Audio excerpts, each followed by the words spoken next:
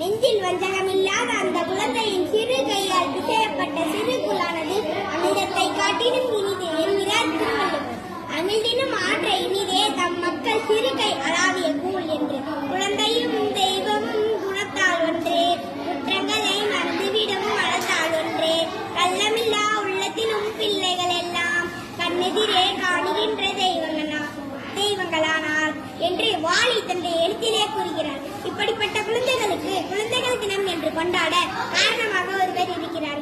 அரசியல் துறையில் தேர்ச்சியும் எத்தனை அனுபவம் பெற்றிருந்தாலும் உள்ளத்தால் குழந்தை மனதுடனேயே இருந்தவர். குழந்தைகளின் வளர்ச்சி முன்னேற்றத்தில் அதிக ஈடுபாடு காட்டியவர். குழந்தைகளுக்கு சரியான முறையில் கல்வி போதிக்க வேண்டும் என்பதில் கவனமாக இருந்தார்.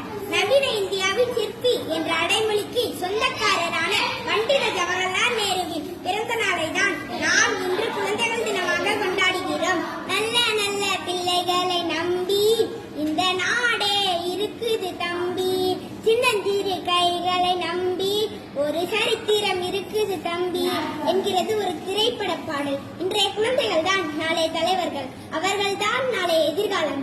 AIIMS, IIT, IIM, NIT